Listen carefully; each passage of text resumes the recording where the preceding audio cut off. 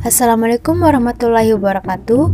Perkenalkan, saya Andi Najwa Nurul Syaifi, mahasiswa Universitas Negeri Makassar, Prodi Pendidikan Sejarah. Ada pemandangan unik di pertigaan Jalan Raya Andi Tondro, Kelurahan Tombola, Kecamatan Sumba Opu, Kabupaten Goa, Sulawesi Selatan. Sebuah tugu berdiri mencolok menggambarkan seorang pencuri sedang dimasak. Patung pria yang mirip pencuri ini dikelilingi 3 patung pria sedang berdiri. 2 di antaranya mengenakan peci dan berpakaian biasa. Keduanya mengayunkan senjata tajam ke arah patung pria yang tersungkur tadi. Satunya lagi, patung seorang hansip sedang memegang pentungan. Pentungan dihantamkan ke kepala orang yang tersungkur, sampai membuat si penjahat berdarah-darah.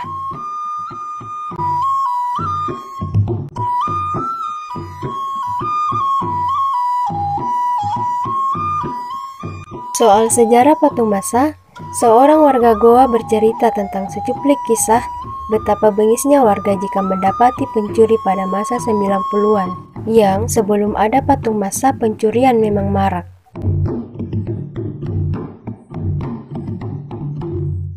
Patung masa itu mengisahkan tentang seorang pencuri yang dimasa. Tujuannya tak lain adalah untuk menakut-nakuti para kawanan pencuri yang sebelum pembangunan diorama patung itu memang marak.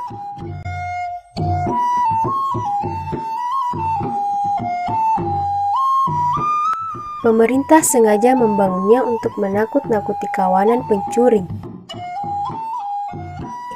Tiap pencuri yang kepergok diarak menuju patung, lalu diminta memperhatikan baik-baik patung tersebut. Itu dilakukan untuk menyadarkan si pencuri.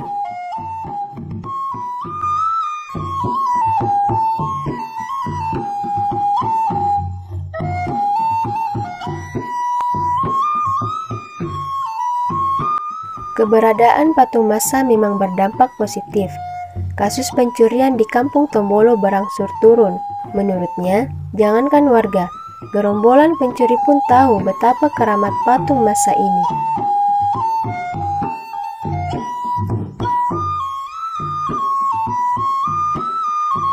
Patung masa ini masih terawat meski umurnya sudah puluhan tahun. Bila warnanya memudar, warga buru-buru mengecat agar patung ini menjadi pengingat bahwa kriminal itu berakibat buruk bagi si pelaku.